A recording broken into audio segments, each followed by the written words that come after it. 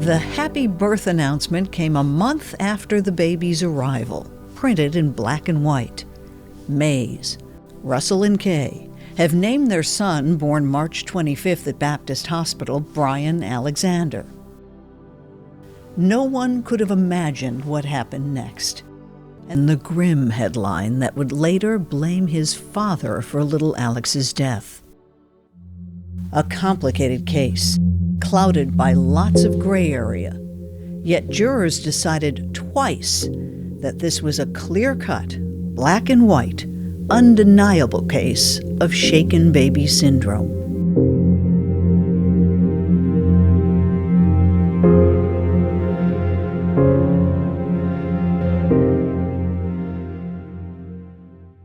When baby Alex finally got home to his parents in 1999, he already had a lengthy medical history.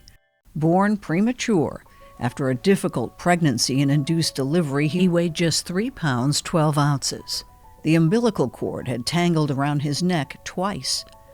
Alex spent 13 days in the intensive care nursery, and a number of odd things happened. One night, when he was less than a week old, his tiny heart began racing, even as he slept.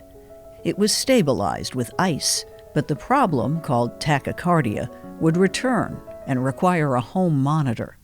Nurses noted that Alex once gained 5 ounces over a single 24-hour period, unusual. And his head seemed to be growing rapidly, several centimeters difference within just 4 days. Russell and Kay Mays were diligent first-time parents. They took a special CPR class for preemies and took the baby to the pediatrician for episodes of coughing and constipation. The medical record shows at least one physician was worried about heart failure. The couple bought a stethoscope.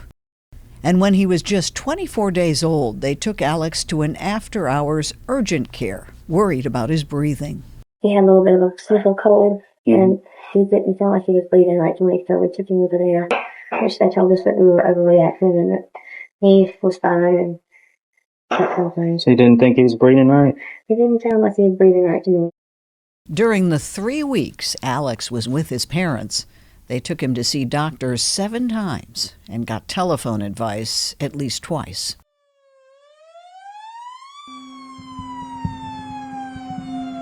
On May 3rd, the 39th day of his life, Alex Mays, at home with his father, stopped breathing.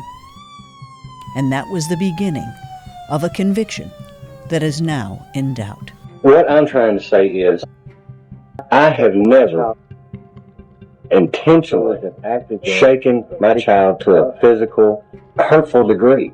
If I had shaken my child at all, it was an accident in picking him up. That's not the way it happened, and that is not the way it happened. People pick up children that way every day, and the injuries that your child has did not come from picking up your child that way. It came from shaking your child. Over hours of questioning, Russell denied shaking Alex more than 10 times, but detectives kept pressing him.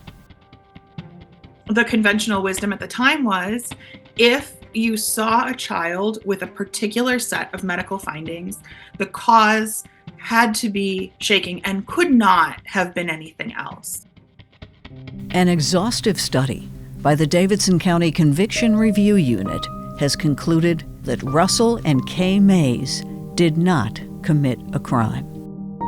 Doctors were overlooking the baby's complicated medical history and many other potential causes.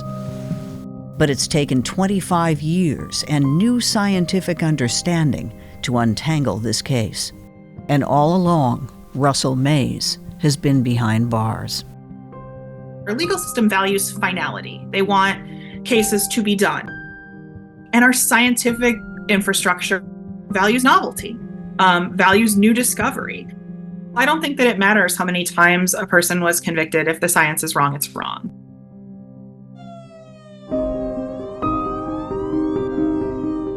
When the baby arrived at Vanderbilt, he was unresponsive and intubated. The first doctor who saw Alex mistakenly described him as a full-term baby with an unremarkable medical history. The record shows a CT scan was performed on the baby's head. Vanderbilt's child abuse specialist was called in. Dr. Suzanne Starling noted bruising on the baby's head and abdomen, 2 different types of brain hemorrhage, and extensive retinal hemorrhages, bleeding behind both eyes. Dr. Starling wrote, "This is not seen with trivial trauma. It is most likely to be related to an inflicted injury." According to a chronology written by the mother, Dr. Starling told her that Alex had injuries you only see with shaken baby syndrome or being thrown through a car windshield. Police based their interrogation of Russell Mays, the father, on Dr. Starling's opinion. The only reasonable explanation that I think that I could have done this that would have been logical for me and that would have been accident is walking there, seeing my child not breathing, I take my child and hey, what's wrong? Hey. Any other way that you could explain to me? It could have been on purpose. That's what I'm asking. I didn't ask your intent. Now I asked you, could you have done that? And you first told me, yeah, it's possible. Then you told me how it was possible. Now, either you're lying to me or you're afraid to tell me the truth. Like I told you, I'm not here to arrest you. I'm here to talk to you. Now, will you tell me how it happened? Because all this other stuff is just going to get you deeper and deeper and deeper in trouble. I know I don't have a lawyer present, and you're writing everything down, but you told me I wouldn't be arrested. When I saw the baby not breathing, I freaked. I picked him up, I shook him a little bit, called his name out, I kind of stretched it out a little bit, Alex! And I freaked. I started CPR immediately.